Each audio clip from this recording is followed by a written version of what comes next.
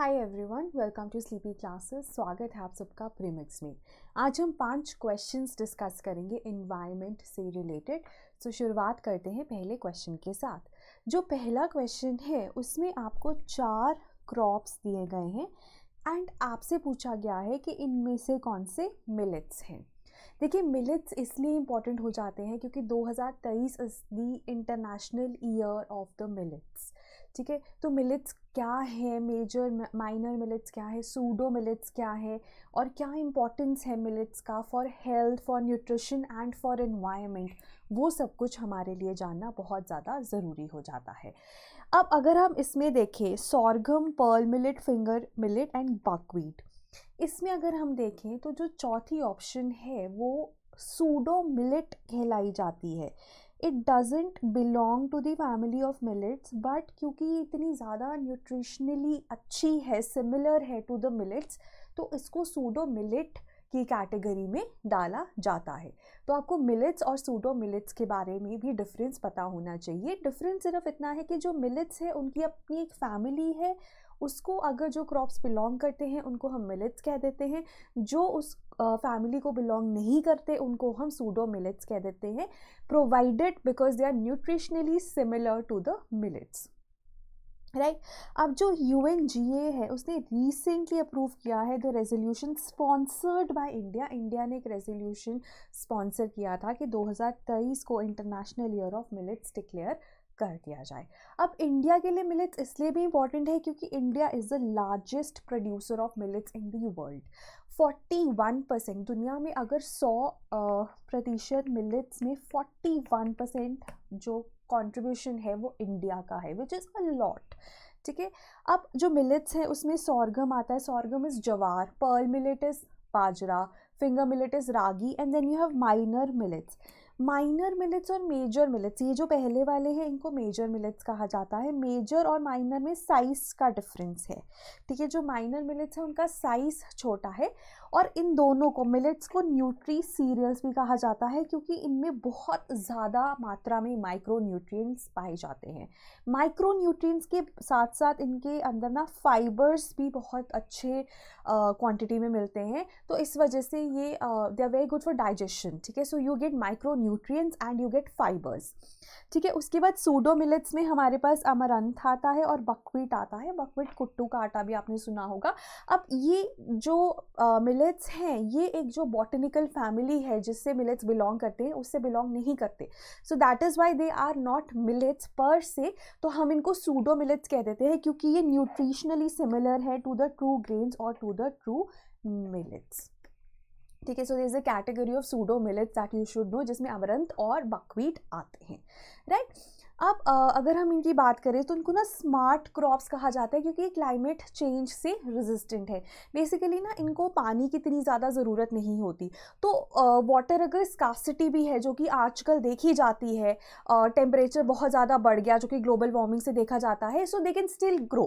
तो इस वजह से they are very resistant to climate change, they are very good with water scarce places, so इसलिए इनको काफ़ी अच्छा माना जाता है इन दीज टाइम्स जब क्लाइमेट चेंज एक बहुत ही बड़ी रियलिटी है। And you know they do not need any fertility enhancement, fertilizers नहीं इनको चाहिए होते, पेस्टिसाइड्स नहीं चाहिए होते गुड हार्वेस्ट के लिए, तो उस तरह से भी बहुत अच्छे हैं।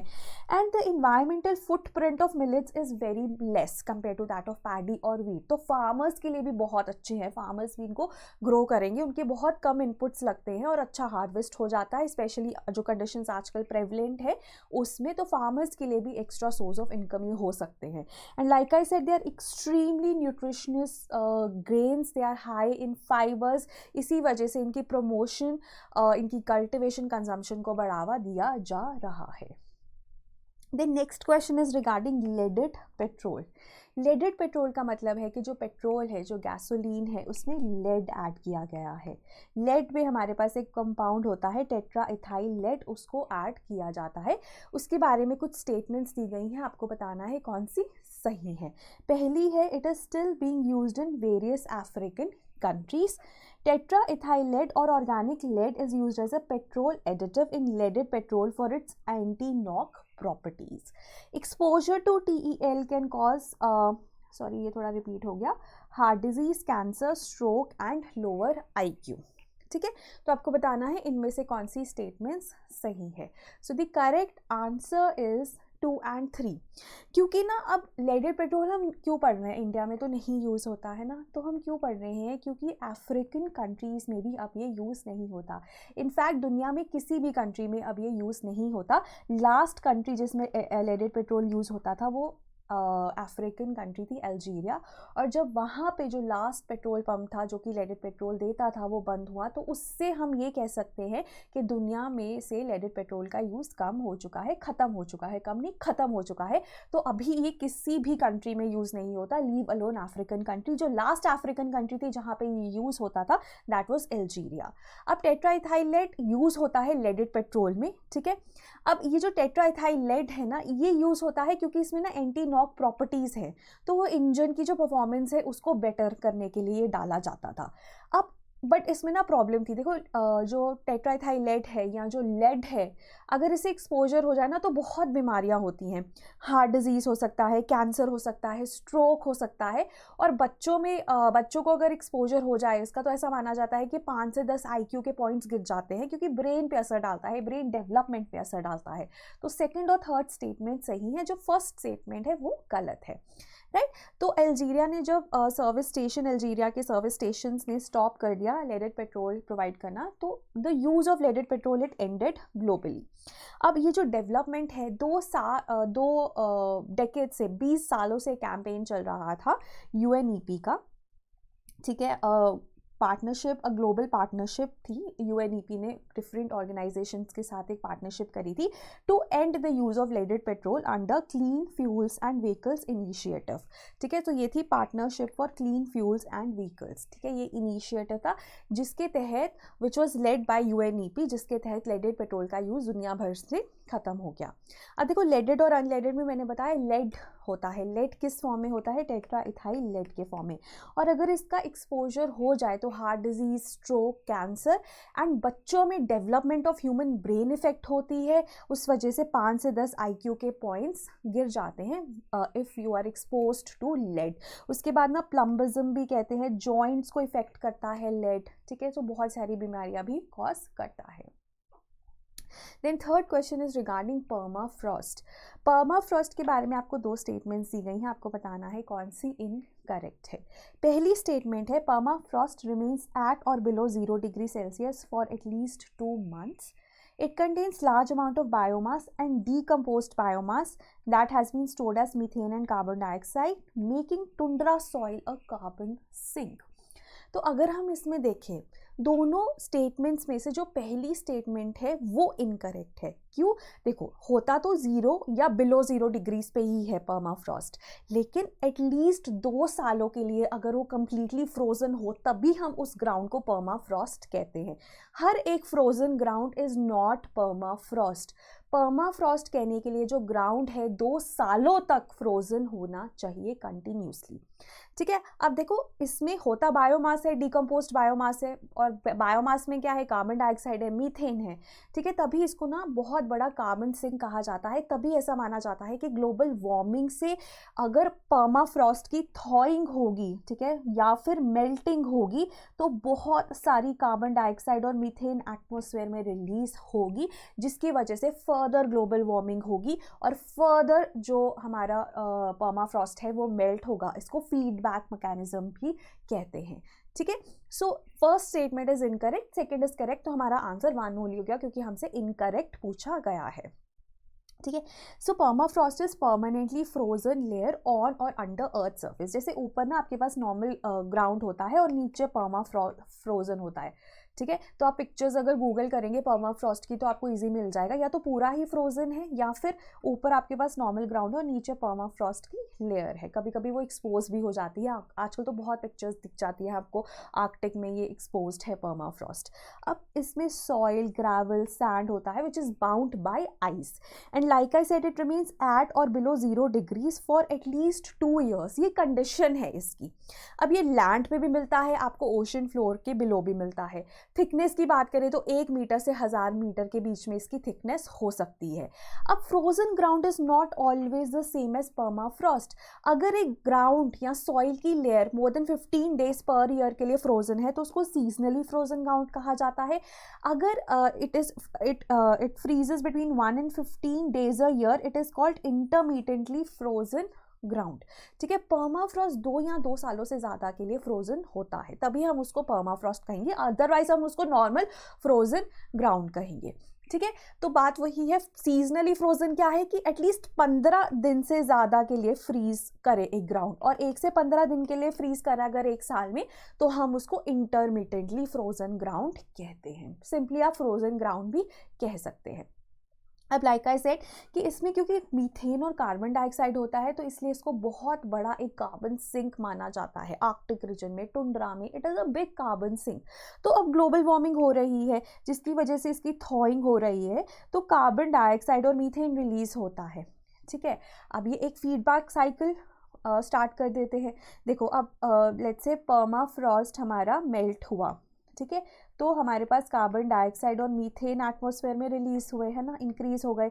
इसने फर्दर पर्माफ्रॉस्ट को मेल्ट किया, उसने फर्दर कार्बन डाइऑक्साइड और मीथेन रिलीज किए, तो इसको एक फीडबैक साइकिल कहते हैं, फीडबैक लूप कहते हैं।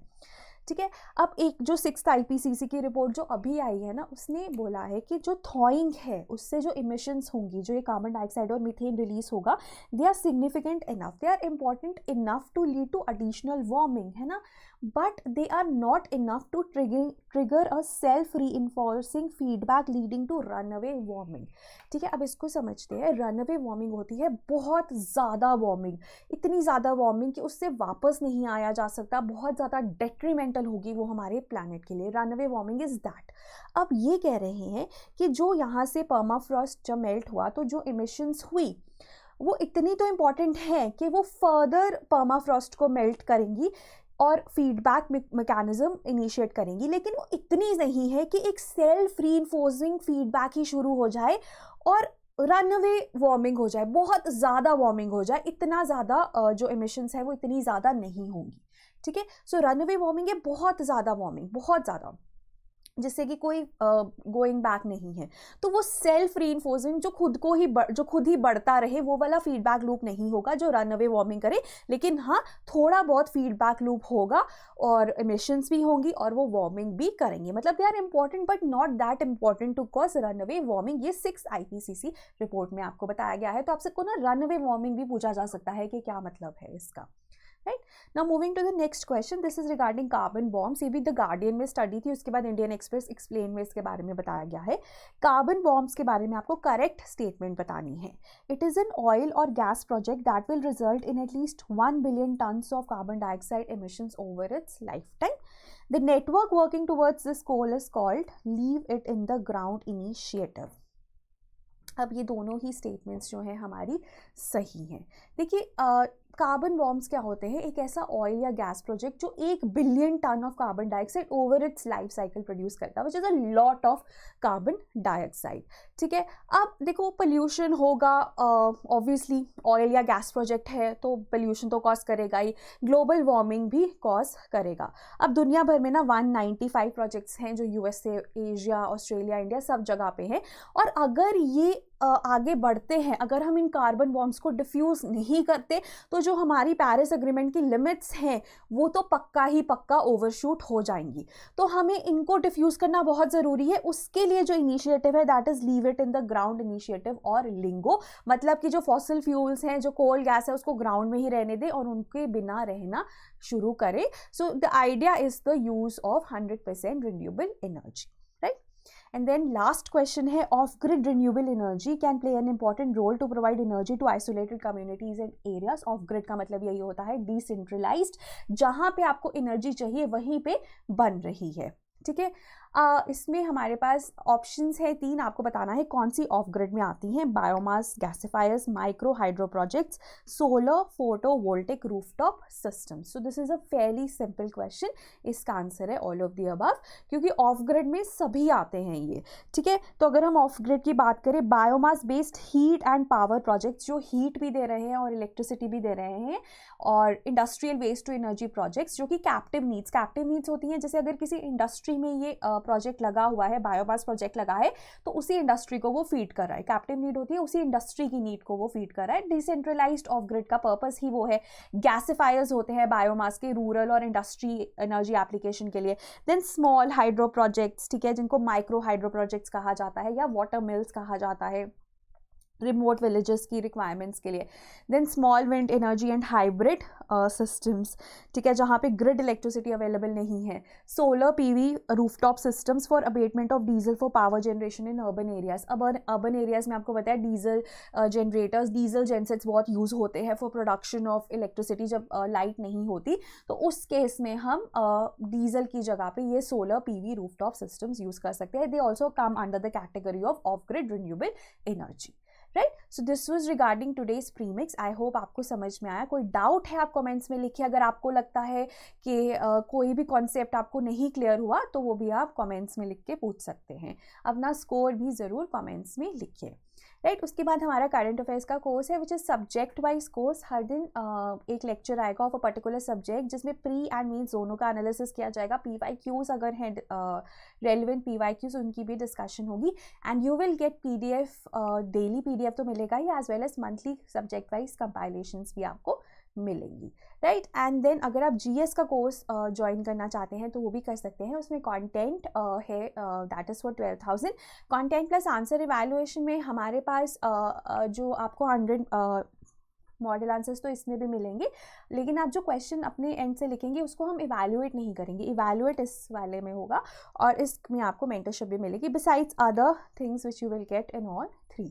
तो आप इसको पॉज करके देख सकते हैं। अगर कोई भी डाउट है तो आप हमारे call number, toll free number पे कॉल कर सकते हैं, राइट। इनफैक्ट अगर आप कोई एक सब्जेक्ट लेना चाहते हैं तो वो भी आप ले सकते हैं। लाइक आपको लगता है कि आपका इन्वायरमेंट वीक है या IR वीक है, तो आप एक पर्टिकुलर सब्जेक्ट ही ले सकते हैं।